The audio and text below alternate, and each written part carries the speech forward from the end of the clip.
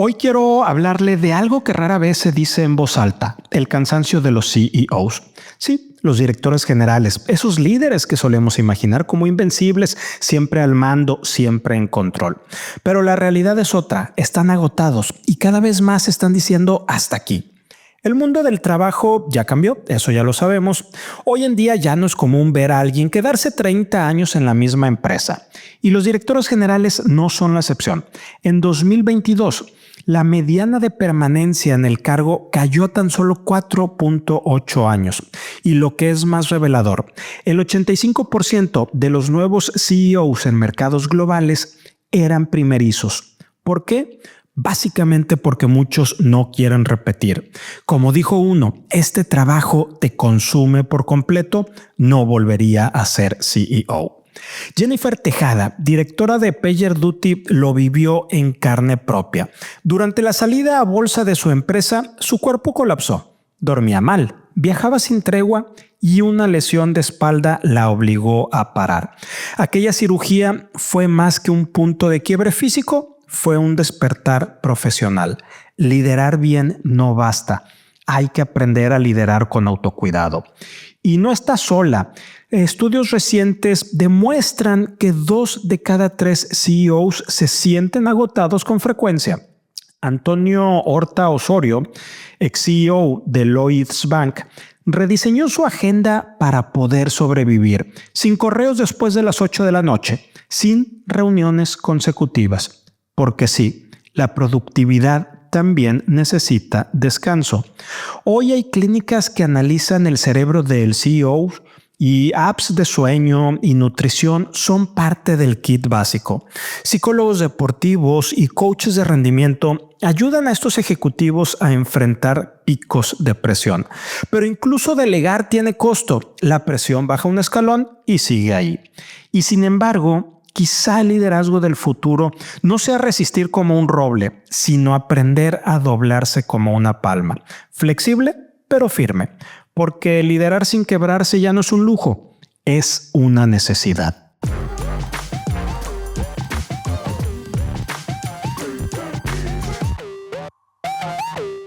Think Talent presenta People Trends the Human Leader con Rogelio Segovia.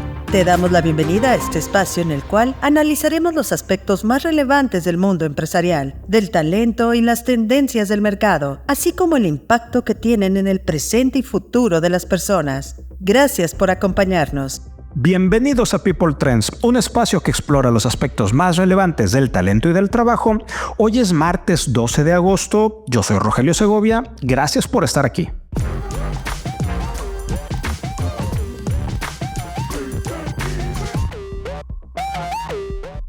Situación de negocios actual. Permítame preguntarle, ¿México es un país pobre? Y si su respuesta fue un sí, le hago otra pregunta. ¿Es a causa de los bajos salarios que se pagan? Interesante, ¿cierto? Pero veamos, el problema no es solo cuánto se paga, sino cuánto se vive con ello. En México, el salario mínimo es de $417 mensuales. En papel ha subido, pero sigue sin alcanzar todavía para que los trabajadores mexicanos tengan una vida digna. Ahora bien, según The Economist, si tomáramos todo lo que se produce en el país y lo repartiéramos entre todos los habitantes, esto es el PIB o el Producto Interno Bruto per cápita, a cada mexicano en promedio nos tocarían $1,858 al mes. Esta cifra todavía mejora cuando se ajusta por el costo de vida local, es decir, lo que realmente puedes comprar con ese ingreso en México. Y esos $1,858 al mes del PIB per cápita, una vez ajustado con este costo de vida, lo que puedes comprar sube a $25,700 al año. Pero cuando además consideramos cuántas horas se trabajan para generar ese ingreso, es decir, cuántas horas necesitas para generar esos $1,858 al mes, que ya con el ajuste del costo de vida subió a $25,700. Bueno, cuando metemos este tema adicional de cuántas horas se trabajan para generar ese ingreso, el dato baja a $22,300 al año por persona. ¿Qué nos dice todo esto? Que la economía mexicana produce más de lo que reparte y que el ingreso promedio rinde más localmente. Sí, definitivamente, pero cuesta muchas horas de trabajo conseguirlo. Y el problema no es solo cuánto se paga, es cuánto alcanza y cuánto tiempo se nos va en ganarlo. En un país con desigualdad crónica como lo es el nuestro, la diferencia entre salario mínimo y el ingreso promedio ajustado a la realidad no es solo una estadística, es una señal de alerta. México no es un país pobre, es un país con salarios pobres para la mayoría. Economía. Hay señales mixtas en la economía mexicana. El Banco de México recortó su tasa de referencia en 25 puntos base, ubicándola en 7.75%. Aunque la decisión no fue unánime, marcó el quinto recorte del año en una trayectoria que busca sostener el crecimiento sin perder de vista la inflación. Y en ese frente, el de la inflación, no hay buenas noticias. La inflación al consumidor se desaceleró por tercer mes consecutivo, cerrando julio en 3.51%, su nivel más bajo desde diciembre de 2020.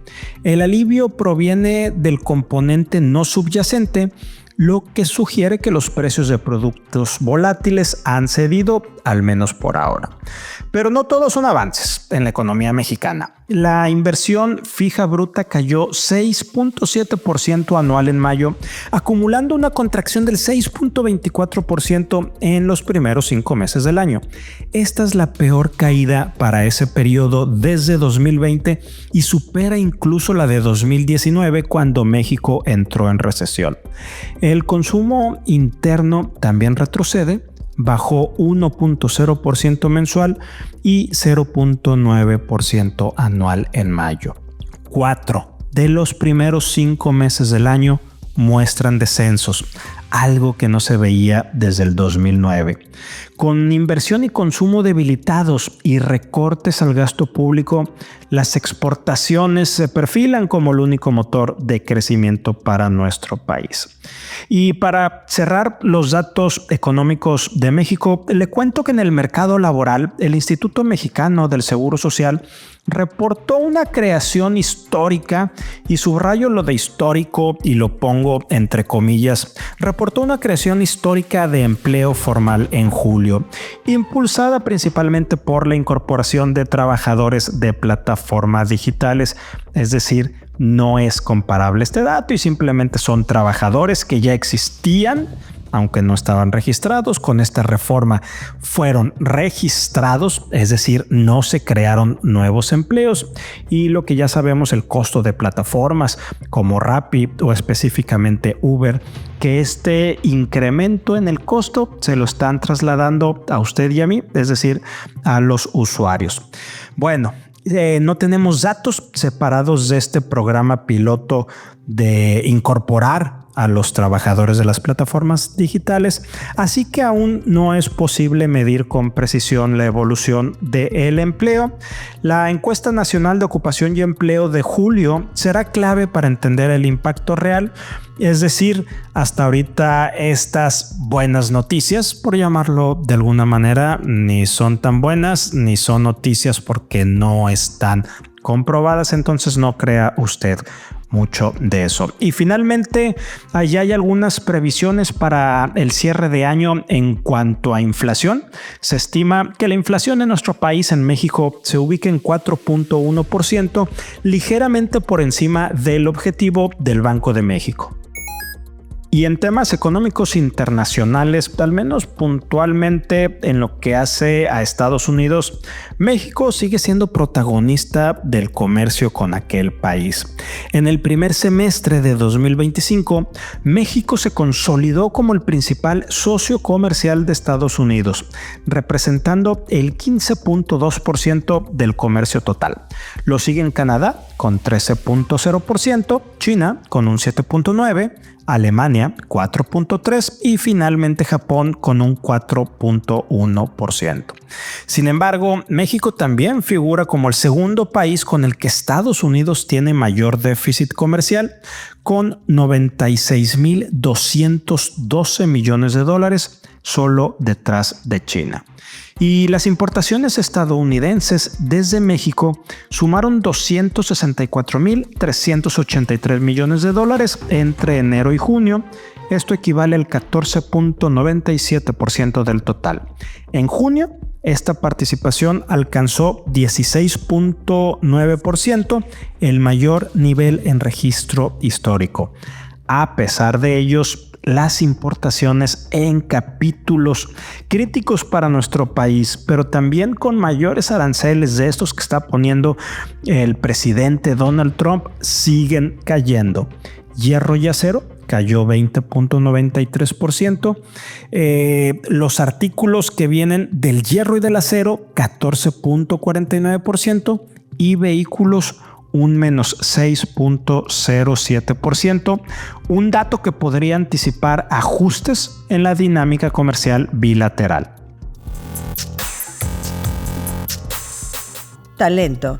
Warren Buffett, el inversionista más influyente del último siglo, comienza a ceder el paso.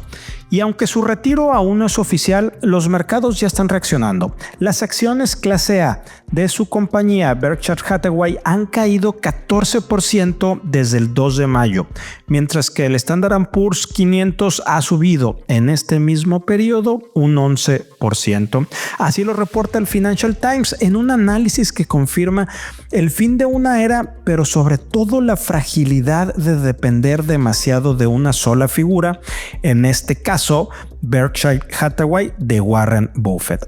Buffett, de 94 años, ya anunció quién va a ser su sucesor. Va a ser Greg Abel.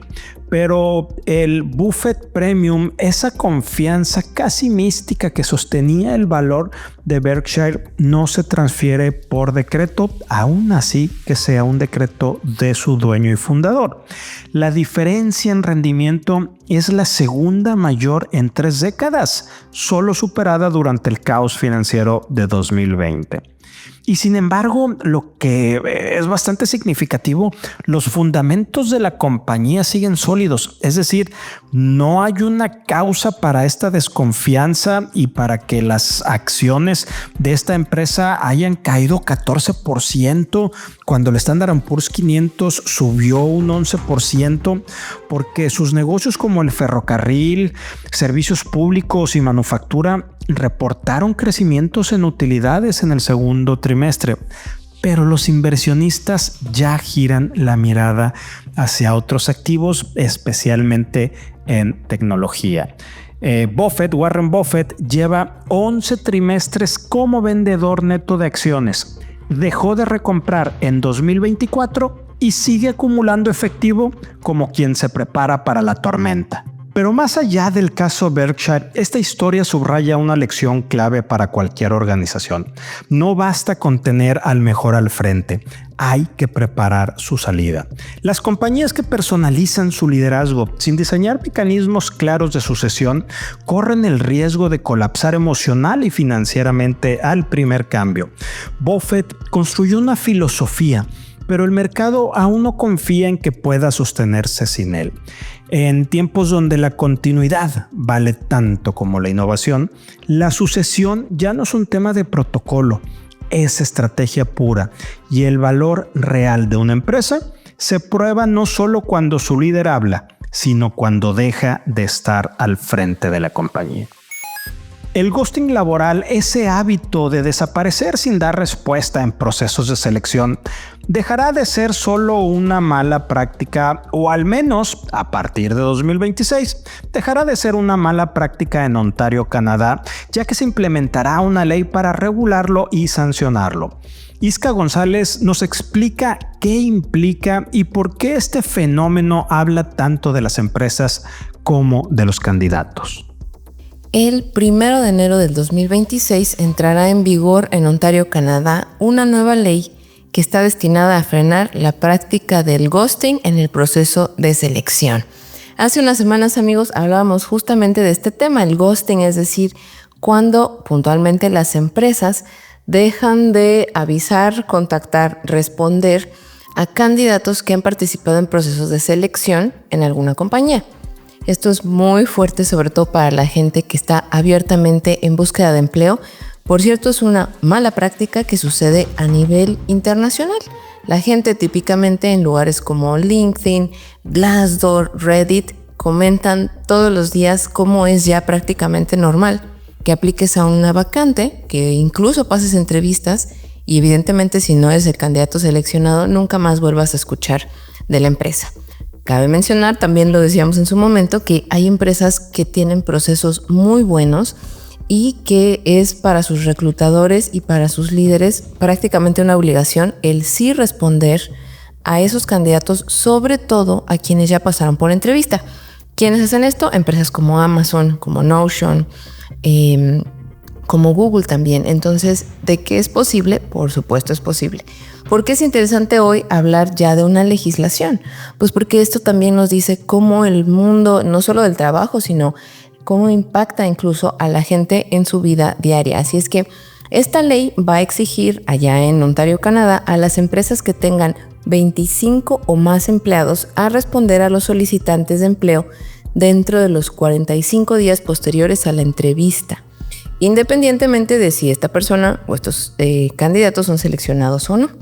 La ley también está enfocada en identificar los famosos trabajos fantasma, de los cuales también se ha hablado aquí en People Trends, para exigirle a las empresas que revelen si una vacante realmente está abierta, es decir, se va a cubrir, es activa, y también si están utilizando procesos de inteligencia artificial durante la selección. Ahora, todo esto, por supuesto que implica muchas cosas para la empresa, pero te puedo decir que lo más fácil es tener un proceso de selección y cumplirlo. Eso es todo lo que necesitan las empresas. Lo que se ha dicho de esta legislación todavía no confirman si va a haber como cuáles van a ser las consecuencias reales en caso de que las empresas no cumplan con esto. Todavía no está muy claro si va a haber alguna multa o cuál va a ser la penalización que tendrían estas compañías en caso de no avisarle a los candidatos en ese periodo de 45 días, que es lo que sigue, sobre todo después de haber pasado por entrevistas. Entonces, la gran reflexión, amigos, aquí el día de hoy es, fíjense, es un periodo considerable, 45 días después de que los candidatos hayan participado en una entrevista. En mi experiencia en reclutamiento les puedo decir que es bastante viable, que muchas veces sí sucede que los procesos se extienden.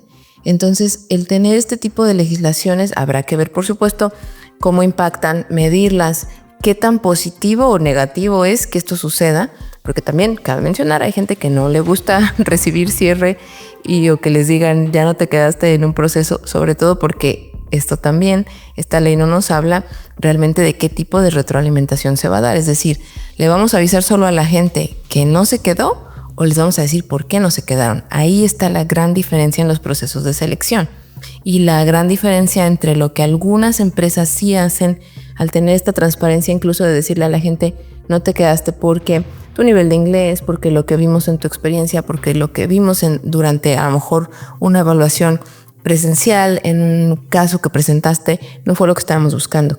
No toda la gente está preparada también para recibir esa retroalimentación, así es que va a ser muy interesante verlo. Y sí, si esto hace que las empresas cumplan con los procesos que deberían ser la base, pues será muy interesante ver cómo funciona en otros países y evidentemente después comenzar a replicarse en otros. La clave es cumplir con esa legislación, pero insisto, cumplir también con los procesos establecidos dentro de la organización, porque al final del día toda la experiencia que viven los candidatos impacta también en la reputación de la organización. Cultura. Hoy tenemos el gusto de recibir a una voz clave en el análisis económico con enfoque humano. Nos acompaña Fátima Mace, consultora, columnista y conferencista especializada en análisis económico con perspectiva de inclusión. Hoy nos hablará de un tema que sigue marcando la agenda laboral y son las brechas salariales entre hombres y mujeres, sus causas y qué podemos hacer para seguir trabajando con ellas para cerrarlas. Es un gran gusto tener aquí a Fátima. Hablemos de brecha salarial entre hombres y mujeres. Este es un indicador muy candente que cuando llega a la agenda generalmente incendia las redes sociales. Y sobre todo porque tiene una interpretación simplista en donde pareciera ser un dato que refleja discriminación burda, como si un jefe abusivo quisiera explotar el talento de las mujeres y pagarles menos por el simple hecho de ser mujer. La realidad es que este es un indicador súper complejo que yo siempre comparo con un cubo de Nor Suiza porque concentra una serie de desigualdades estructurales y coyunturales que se ven en el mercado laboral. Y esto va desde que muchas mujeres tenemos que tomar ciertas pausas por un tema de cuidados o hacemos ciertas elecciones diferentes que los hombres de carrera y tendemos a acceder a empleos que no están tan bien remunerados o por las propias reglas de cómo se asignan, por ejemplo, salarios variables como comisiones y lo que esto implica. Es decir, hay muchos factores que pudieran estar explicando estas diferencias que se ven dentro de las empresas. A nivel matemático, la fórmula de brecha salarial es súper sencilla. Es dividir la diferencia entre el salario promedio de los hombres menos el salario promedio de las mujeres y todo dividido entre el salario promedio de los hombres. Y este cálculo normalmente se hace con datos de nómina, pero a la hora de hacer el cálculo hay muchas dudas. Y probablemente esta sea una de las razones por las que en México muy pocas empresas miden la brecha salarial. Para muestra un botón, el año pasado trabajé con ONU Mujeres y Pacto Global y en el documento que sacamos sobre avances del sector privado en materia de igualdad de género, pues encontramos que 1 de cada 3 empresas comprometidas con la sostenibilidad, es decir, aquellas adheridas a Pacto Global que saben que tienen que medir este dato, desconocían qué tan grande era la brecha salarial. Si esto ocurre entre las empresas que están conscientes sobre la importancia que tiene fomentar igualdad de oportunidades para el talento, imagínense lo que pasa con el resto de las empresas. Una parte tiene que ver con desconocimiento y precisamente para eso incluso voy a dar un taller en el mes de septiembre junto con Pacto Global. Pero también está el hecho de que pocas empresas saben que hoy por ley, por el artículo 86 de la Ley Federal del Trabajo, tienen que cuidar que no exista una brecha salarial por razón de género. Y esto, en el momento en el que se incluye con tanta especificidad en la Ley Federal del Trabajo, pues nos dice que se abre la puerta para que haya demandas, para que haya revisiones y que las empresas tengan que probar que no están en un caso de esta naturaleza. Mi recomendación es, por supuesto, que todas las empresas midan su brecha salarial, sepan qué tan expuestos están y también, si ven una brecha salarial, entiendan de dónde viene. Probablemente es porque sus puestos directivos los hombres que están en los puestos directivos tienen mucho más tiempo, las mujeres tienen menor antigüedad o tienen menos años de experiencia y probablemente esto lo explica. Y si tienen un buen tabulador, pues no tendría por qué ser un problema, pero tienen claridad. O tal vez viene por la manera en la que se asignan los bonos, las comisiones. Hay muchas problemáticas y situaciones que pudieran estar viviendo las empresas que cuando miden este dato pueden tomar conciencia y ejecutar acciones para cerrar estas brechas de género. Pero sin lugar a dudas, si hoy me están escuchando, mídanlo, porque hoy está en la ley y podría ser una razón de riesgo no financiero para sus empresas. Que no se nos escape. Dando seguimiento a la falta de engagement reportada por Gallup y que abordamos en el episodio 88 de People Trends, es decir, hace 2 semanas, esta vez ponemos el foco en un dato especialmente preocupante. 17% de los empleados, al menos en Estados Unidos, está activamente desconectado de su compañía. Es decir, no hay un gran engagement. No es que no haya un gran engagement, no es que estén en una posición neutra, sino que están activamente desconectados. Y no se trata solo de personas desconectadas, sino de colaboradores que están desmotivados, frustrados y en muchos casos, y esto es crítico, saboteando involuntariamente la cultura, los procesos o el ánimo del equipo. En contextos donde la colaboración es clave, ese 17% puede representar un freno silencioso y costoso.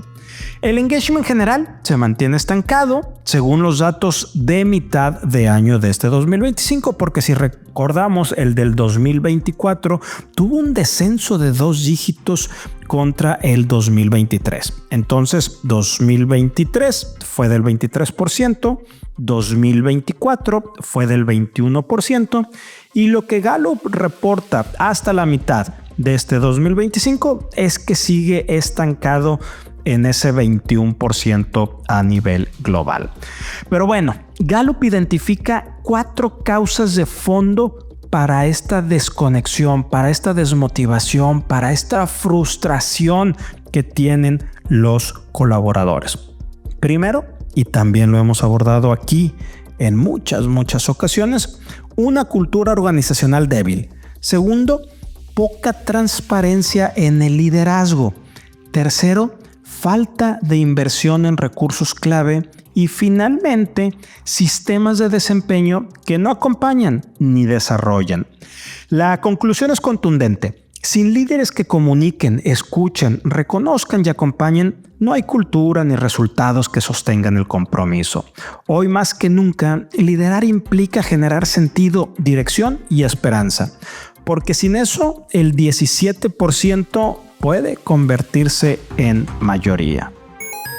Hoy Yeshua Gómez nos explica los nuevos lineamientos operativos de la Secretaría del Trabajo en materia de inspección y sobre todo qué implican para las empresas en su cumplimiento diario.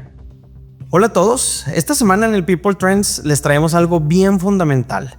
Se publicó recientemente los lineamientos operativos en materia de la Inspección Federal del Trabajo que debe de aplicar el personal inmerso en el proceso de inspección. ¿Y qué es esto o con qué se come esto? Esto también es conocido como el Programa de Inspección Federal del Trabajo de este año, del 2025. Este ya fue publicado oficialmente por la Secretaría del Trabajo y Previsión Social. Vamos a ver de qué se trata y cómo prepararte para no ser sorprendido. ¿Qué es este Programa de Inspección Federal del Trabajo 2025? Es básicamente la estrategia anual de inspección laboral de la Secretaría del Trabajo, diseñada para vigilar y fortalecer el cumplimiento de los derechos laborales en sectores clave. Este año trae novedades bien importantes que vale la pena ponerle atención. Para empezar, hay 43,000 inspecciones programadas, un aumento considerable del 34% con respecto al año pasado, del 2024.